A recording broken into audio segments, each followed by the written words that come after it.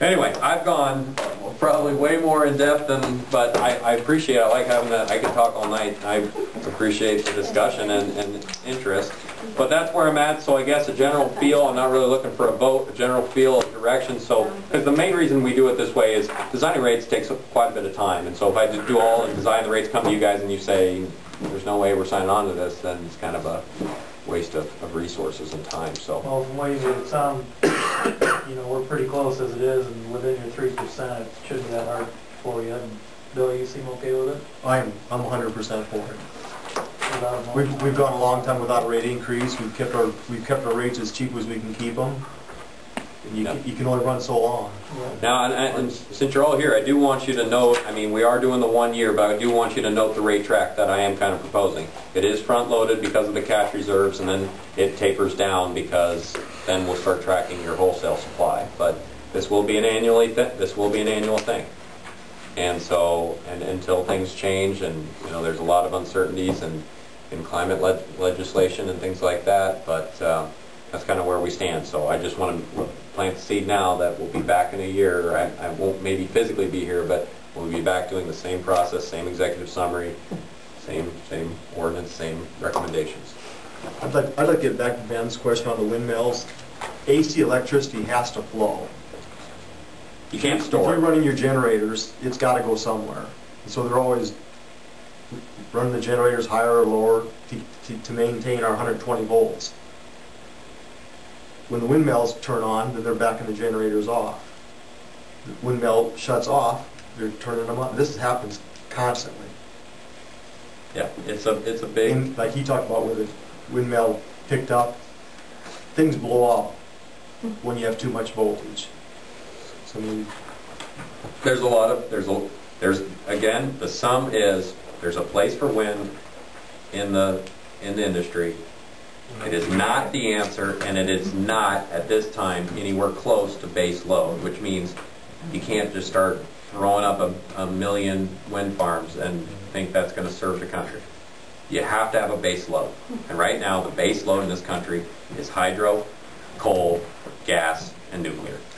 Those are your base load resources. I'm all for wind, but for Lakeview, Iowa, the way we're set up, it doesn't qualify. Now it's going to mess with You it know, off. exactly. If you put a windmill up, you're going to get less wappa power. Well, So you'll be trading, like I said, you'll be trading $50 power, or you'll be trading $10 power for $50 power. Well, us three and the mayor and the other two that aren't here tonight will probably be hearing these questions from people. Why don't you put in a windmill, you know, instead of raising our electricity? And Just what Andrew said. Your price will go up. yeah, but, I can handle that. but we all know these questions will be coming. Yeah, you talked about coal power. I think that Neil Ford they were generating at like 1.5 cents a kilowatt. Traditionally, again, it's just like the underground versus overhead thing. Coal and nuclear are very, very cheap to run. Cheap to run. Very, very expensive to build, especially nuclear. So on this end, you have nuclear, enormous amount of money to build. I'm talking billions of dollars to build. Okay, but once it's built, cheaper than cheap to run. Okay, coal next, very, very cheap, very, very expensive to build, very, very cheap to run. Then you have gas, very, very, very cheap to build, much more expensive to run. So that's where you start to, you can throw up a gas plant. I mean, some of these are just old jet engines, you know, that are running, and you can, and then they're very cheap to build, but it's more expensive. Gas is more expensive than coal. Okay, but that is kind of changing. With the more they regulate and regulate and regulate coal, the more expensive it's going to be, and the more expensive it's going to be, the more Midwest states will have higher electricity prices. Are they even allowing coal plants to be built right now, or wasn't there? There hasn't been a coal plant built in. The Marshalltown one got dropped. Dubuque's is closed, and I know the old. There's like a list of 20 that have, and I only know of one nuclear plant in South. See, the Southeast has, believe it or not, the Southeast doesn't have great solar capability like the Southwest does, which is weird. They have a lot of overcast, and they have not a lot of wind in the Southeast either. So, and they don't have a lot of coal. So actually the Southeast is the one, and like Florida has a lot of nuclear plants, but the only nuclear plant I know of being built right now is in, it's the MEAG, huge investor-owned utility that's in Georgia, and I don't know if the plant's in Georgia or not, but I think they spent $1 billion and they haven't broke ground. Andrew, could you repeat That's that? all regulations and just permitting. And Would you, for the council, would you repeat that number, write it down also? Trading our WAPA power at... oh, you're going to tie me to your Well, no, WAPA? not, just to answer people's questions. Oh, Get yeah. that question out Well, then. what you just go look at your WAPA wholesale. It's probably what, 1 cent, 1.5 cent, somewhere in between there. Yeah. So you're trading $10 to $15 power, whatever. Just go and look at your wholesale energy rate. You're trading $10 to $15 power for an average wholesale on wind right now is in the low to mid 50s. So even if we went from, we would be trading 2 cent power for 5 cent power. Yeah, that'd be conservative. So when somebody asks the question on windmill, More than double. It's it. 2.5 times then you'd more. be giving away your 2 cent power and producing 5 cent So power. that even take into account the... Well, that's, I don't know if that's, hold on. I don't know if that's necessarily true, because you get your WAP allocation no matter what. You get your WAP allocation no matter what. In fact, your wind, and I don't know how the contract's written, if anything, your wind's going to be replacing your Mid-American. Well, we can't because we buy everything above WAPA from Mid-American. So That's very so I don't even know if you're, so maybe it would be eating that. There might be a lot of things involved. Contractually, we're tied. We can't. Well, Tom Wynn told me we were We can't do that. to get That's a rid good of answer. windmill. Let's go with that See, you one. might You know, you're check that. good in here. They're gonna get your Oh, WAP yeah. back. I would I don't know if they back off your Yeah, WAP. so They don't. We get our allotment every month. Always sometimes just like biodiesel. But say our I'll be shut down. say our allotment Oh, the full amount? and we generate 1.5 megawatts. We need to go down there. You'd have to look at it. It might not be as Everybody simple okay as with, that. he's looking at the... Sure. We're sorry, guys. I got- 3%, and we're all comfortable. We got the marching orders to proceed. All right, thank you Could you hang guys. around one more second, Andrew, for a second here? We had WAPA meeting. Oh, I'll wait for John. We're ready for WAPA. Okay.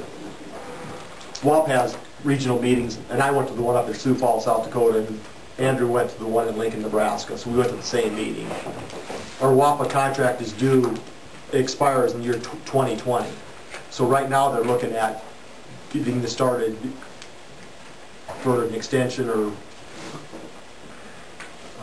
I guess that's what they're doing, getting an extension. But this- They're gonna jump on this because there's a lot of federal, pressure. I mean, basically, and Go ahead. basically, guys, there's going to be a lot of, like I said, Lakeview is a huge benefactor of this large WAP allocation. Now, Lakeview signed on for this WAP allocation and has this enormously cheap resource because they signed on so far ago when this hydropower was not the cheapest alternative.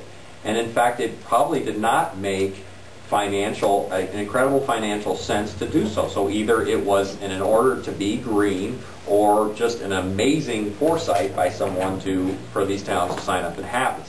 Bottom line, great thing you guys have this, okay? The other thing is though, guys, this is becoming very attractive to other people. As prices keep going up, a $10 resource, there's a lot of people, powerful people and organizations wanting to get their hands on it. And this can come up more and more. And their thought is, if we wait until 2015, 18, whatever, to do this, by that time there might be so many people fighting for this thing, and there still might. So they're getting the process started early. So you say 10 years away, it's good for you guys that they're trying to do this 10 years. And so some of the things they talked about is a 30-year extension taking you to 2050, which at least in our organization we're very supportive of, and we like that.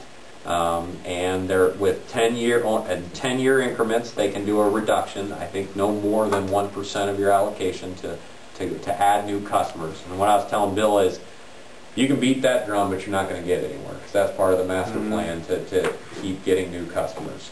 But at least they can only do it 3 times, and it's only going to hit you 1% on a max each time, and it might not, depending on water levels. But the main thing here, guys, is what we're telling our customers and our organization is preaching is the bottom line is you guys are a small fish, and there are going to be some powerful sharks, possibly environmental groups, other legislative groups that are going to want this hydropower. And the point is, look, we have a contract in place, you respect that contract. And so, because they're going to just try to steamroll you. And we could be wrong, but in the next 10 years, I would not be surprised. And if that allocation is, especially Lakeview, incredibly important to the city. And so I strongly recommend writing a letter, and I'll let you say anything you want to say about it, but that's kind of the bulleted points there, guys, and we want to make sure that they take out language like other appropriate uses or special projects, any openings for people to come in here, because they might be an environmental group that says, we want all that federal hydro to back our wind. But Lakeview and all these towns have contracts. Who cares? We got huge lobbyists and powerful attorneys and all of these type of things. So the point is, if we can get this done and put to bed and support it, but just make sure you voice your concerns that these contracts are upheld and you take out language that opens any window for special interest groups to come in. Because I'm telling you guys, it may not be this year, next year. 5 years down, the next 5 years, it could be very serious. You could be in kind of a little battle for it. You could take your WAPA bill and double that to what our other contract is. That's what it would do for your cost. So like now we pay WAPA $50,000, you just want to say that'd be $100,000. So it's a big impact. We started this contract, we signed the WAPA contract in 1968, and I liken it to, don't you wish you could have bought farm ground in 1968 and buy it today at those prices? You know, we took the risk. It panned out well for Lakeview, but now everybody wants to jump on those prices. And that's what. And the point is, we were in it when it wasn't financially. We were paying a premium for it. Right, and now that it is an enormous benefit, we don't want to take it away. I wasn't in kindergarten. And WAPA downplays it, and I don't want to over scare you guys, but WAPA will underplay it and say, oh, don't worry, it's fine, blah, blah, blah. But somewhere in the middle, there could be some special interests and others going after this hydropower. And it belongs to Lakeview. Take on the WAPA contract now? What's that? Is there an action we should be taking? Oh, no. No, they're just doing input and just asking for comments. You'll be writing a letter, Mayor. Oh, I can't. And you'll be signing. Well, thanks a lot, Andrew. Hey, no problem, guys. Thank you. Appreciate it. I'll be in contact. Yep, sounds great. Thanks for the time, guys. The bottom line is it means a lot of money to Lakeview. That's the bottom line. That's why we want to keep that contract.